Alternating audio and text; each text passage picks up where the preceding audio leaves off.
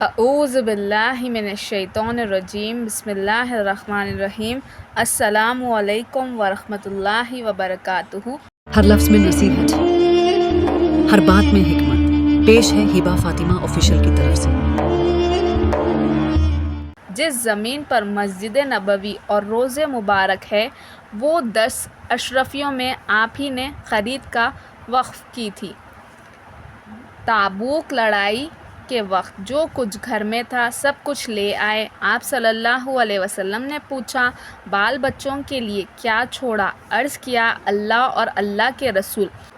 غزوہ بدر کے دن تنہا آپ صلی اللہ علیہ وسلم کے خیمے مبارک کی سبانی کی، جس پر سیدنا علی رضی اللہ تعالیٰ عنہ شیر خدا نے شجاع الناس، تمام لوگوں میں سب سے زیادہ بہادر کا لقب دیا تھا۔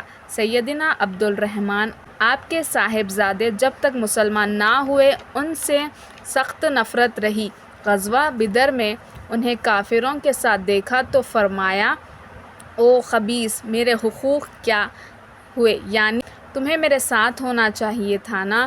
کافروں کے ساتھ غزوہ احد میں خود ان کے مقابلے کے لیے چلے، مگر آپ صلی اللہ علیہ وسلم نے روک دیا۔ عبد الرحمن نے ایک دفعہ مسلمان ہونے کے بعد آپ سے عرض کیا، ابا جان، ایک موقع پر آپ میری ضد میں آ گئے تھے مگر میں نے یہ بات سمجھ کر چھوڑ دیا۔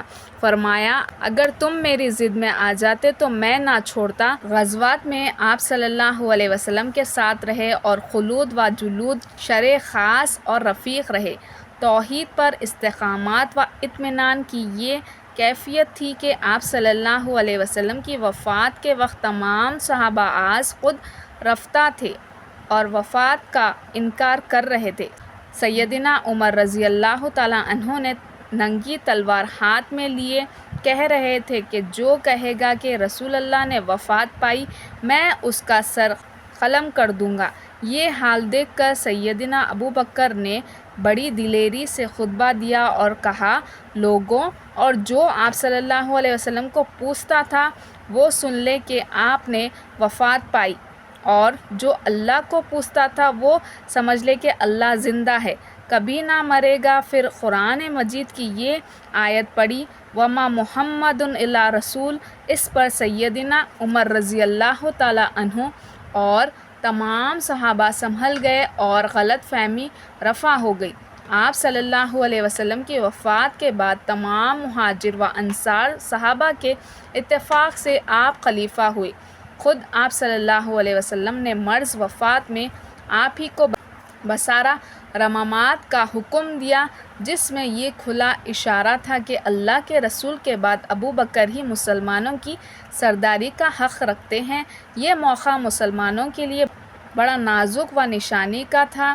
آپ صلی اللہ علیہ وسلم کی وفات ہی مسلمانوں کی بدحواسی کے لیے کچھ کام نہ تھی کہ مخالفوں نے الگ ایک تم نے برپا کر دیا تھا، جو 24 سال قبیلے مرتاد ہو کر مقابلے پر تلے ہوئے تھے۔ منکرین زکوٰۃ عمدہ فساد تھے، جھوٹے و عیان نبوت اسلام کے مٹانے کی تدبیریں کر رہے تھے۔ خیسر و کسریٰ برسر بیکار تھے، ہمیشہ اسامہ کی مہم پیش تھی۔ تمام صحابہ کرام کی بنا پر غب رہے ہوئے تھے، لیکن آپ کی حکمت و تدبیر، اللہ کے احکام کی عظمت اور سنت نبوی کی برکت سے ہر موقع پر اسلام کا بول بالا رہا اور مخالفوں نے نیچے جا کے اخلاق و عادات اسلامی تعلیم کا سچا نمونہ تھے۔ خوف خدا اس قدر غالب تھا کہ قرآن پڑھتے وقت زر زر روتے، نماز میں سوکھی لکڑی کی طرح کھڑے ہو جاتے، سادگی مجمع میں بیٹھتے تو کوئی پہچان نہ سکتا تھا کہ خلیفہ کون سا ہے۔ غزوہ نہایت معمولی قاطع لباس چھوٹا پہنتے، 2 کپڑے استعمال میں رہتے، رہنے کا مکان جو مدینے سے کچھ دور سُک مقام پر تھا وہ کمبل کا ایک حجرہ تھا۔ بے تکلف کندھے پر چادریں ڈال مدینے کی کوچوں میں بستے پھرتے، اپنی اور محلے والوں کی بکریاں چراتے اور دودھ وہ دیا کرتے۔ بچوں سے ایسی محبت کا برتاؤ کرتے کہ سب محلے میں جاتے تو بچے بابا بابا کہہ کر لپٹ جاتے تھے۔ معذوروں کی خدمت کرتے۔ مدینہ کے کنارے ایک بڑھیا رہتی تھی، روزانہ صبح سویرے جا کر اس کا کام کرتے تھے۔ بڑے مہمان نواز اور خدا طرف تھے، مساوات کا بہت خیال رکھتے تھے۔ بیت المال کی آمدنی بلا امتیاز سب کو برابر تقسیم ہوتی تھی۔